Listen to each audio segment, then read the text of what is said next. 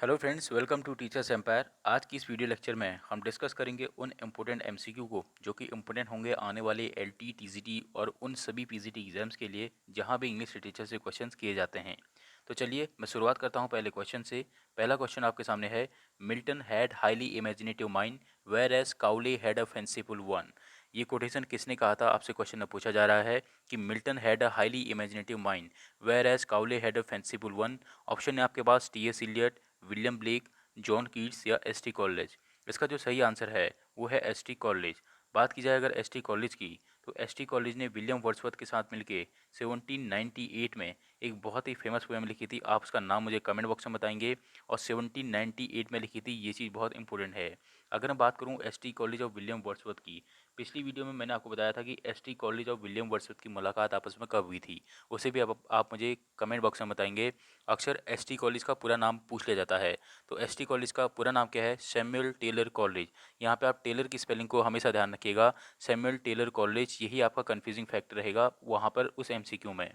तो Samuel Taylor Coleridge S T. Coleridge का पूरा नाम है। अगर बात की जाए 1798 से ही रोमांटिक एज की भी शुरुआत मानी जाती है। अक्सर बुक्स में आपको ये दिया रहता है।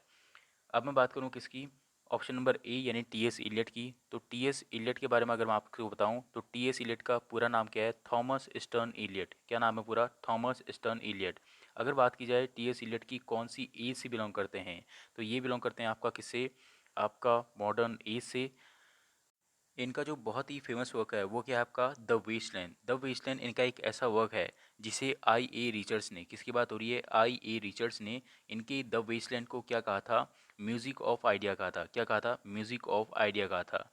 अगर बात की जाए द वेस्टलैंड को म्यूजिक ऑफ आइडिया किसने कहा था, तो आपका सही आंसर क्या होगा? आई ए रिचर्ड्स। इसमें ध्यान देने योग्य बात यह है कि कहीं कहीं पे आपको ऑप्शन में एलन टेट भी देखने को मिलेगा, लेकिन जहाँ पे आपको एलन टेट देखने को मिलेगा वहाँ पे आपको आई ए रिचर्ड्स देखने को नहीं मिलेगा। इस बात का ध्यान रखें।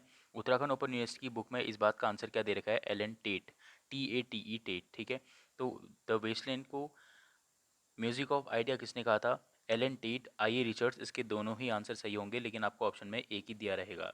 अगर बात की जाए किसकी? टी.एस. इलियट की, तो टी.एस. इलियट और आई ए रिचर्ड्स का बहुत ही गहरा संबंध आपस में रहा है। वो ये रहा है कि क्या, कि टी.एस. इलियट को आई ए रिचर्ड्स ने इनकी स्टाइल को भी एक टर्म दिया था। वो टर्म था पोइटिक शॉर्ट हैंड।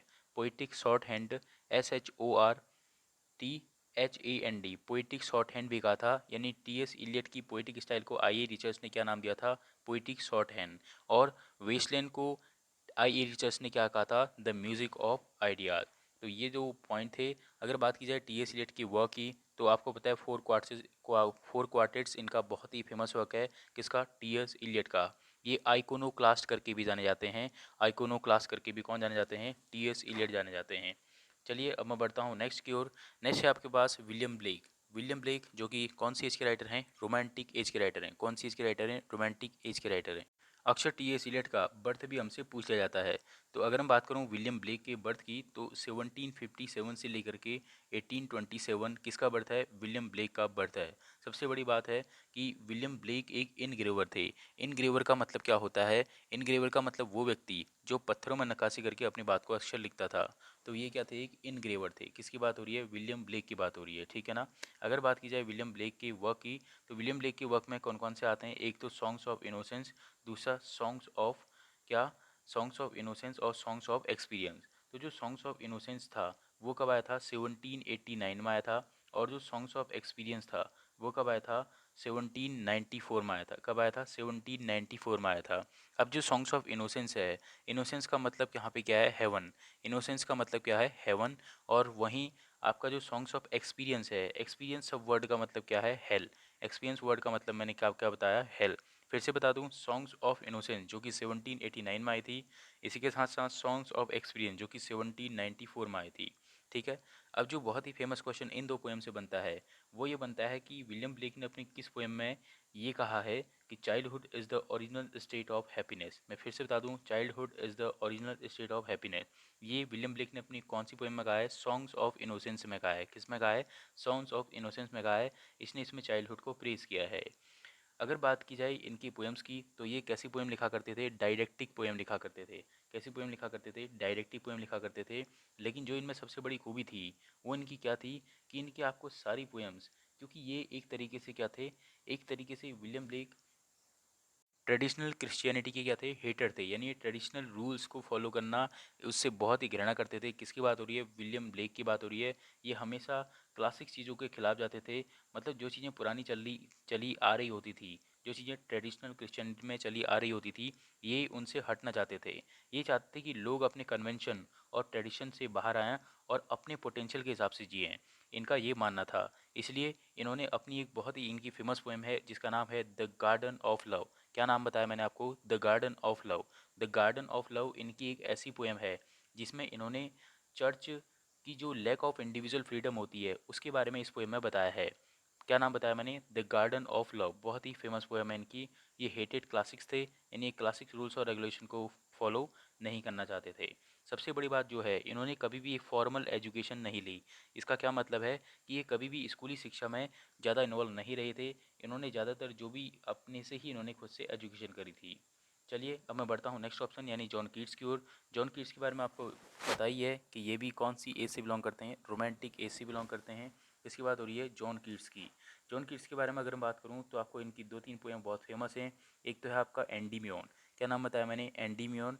और दूसरा क्या है आपका, जिसमें आपकी बहुत ही फेमस लाइन आपको अक्सर देखने को मिलती हैं, odd on a Grecian earn. क्या बताया मैंने? Odd on a Grecian earn. Andy में उनकी आपको फेमस लाइन बहुत ही अक्सर याद होगी।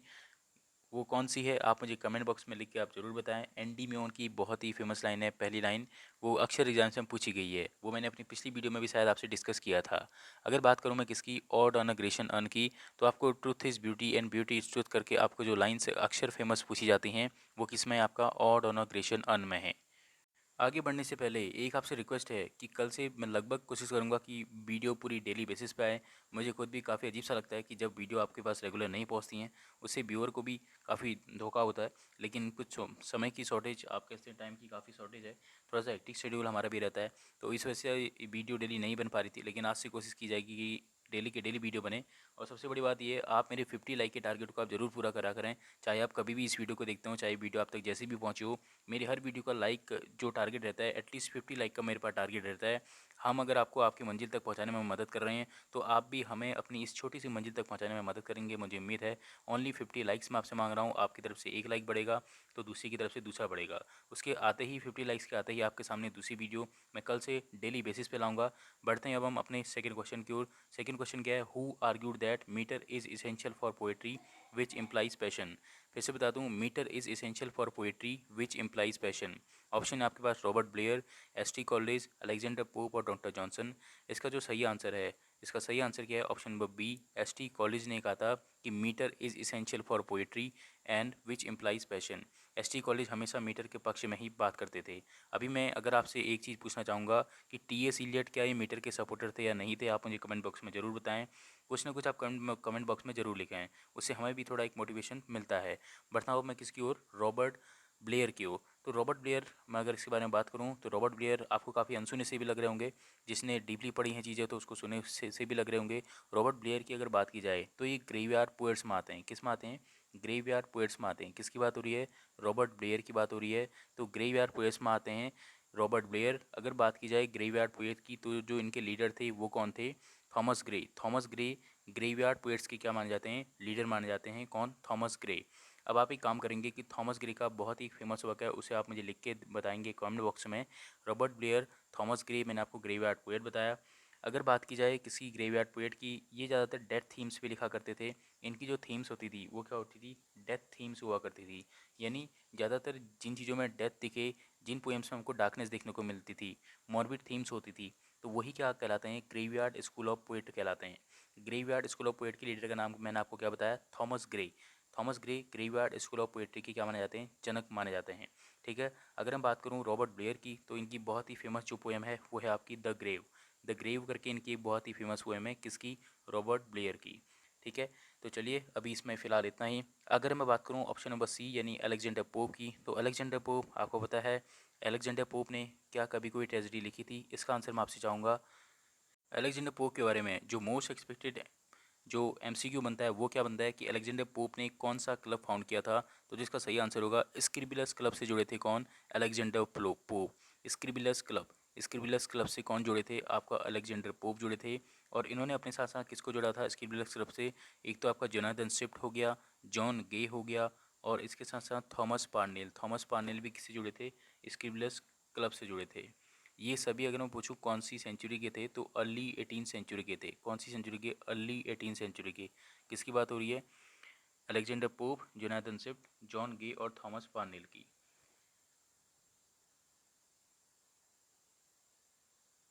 बात अगर मैं करूं ऑप्शन नंबर डी यानी डॉक्टर जॉनसन की, तो डॉक्टर जॉनसन आपको पता है किस लिए जाने जाते हैं? क्योंकि इन्होंने जॉन डन के लिए एक वर्ड यूज़ किया था, वो कौन सा था? Metaphysical poet. मेटाफिजिकल पोएट, ये पूरा वर्ड इन्होंने कॉइन किया था, मेटाफिजिकल पोएट। लेकिन अगर क्वेश्चन बनता है कि मेटाफिजिकल वर्ड किसने कॉइन किया था, तो उसका सही आंसर क्या होगा? John Dryden. जॉन ड्राइडन ने केवल मेटाफिजिकल वर्ड कॉइन किया था। ध्यान रखिएगा, मेटाफिजिकल वर्ड किसने कॉइन किया था? जॉन ड्राइडन ने। लेकिन मेटाफिजिकल पोएट वर्ड किसने कॉइन किया था? डॉक्टर जॉनसन ने। तो ये थी आज की वीडियो की कुछ बातें। अब मैं नेक्स्ट वीडियो आपके पास, अभी मेरे पास कुछ ग्रामर के क्वेश्चंस भी हैं, अगर आप चाहें तो आप इनके आंसर मुझे कमेंट बॉक्स में दे सकते हैं। 1 से लेके 5 तक जितने भी आपको क्वेश्चन दिख रहे हैं, आप मुझे कमेंट बॉक्स में ज़रूर इनका आंसर दें। नेक्स्ट वीडियो में मैं इस स्लाइड को भी पूरा कराऊंगा। तो चलिए लर्नर्स, और ध्यान रखिएगा 50 लाइक का टारगेट आप पूरा करके जाएँ। वीडियो आपने पूरी देखी लेकिन अभी तक लाइक नहीं करा है।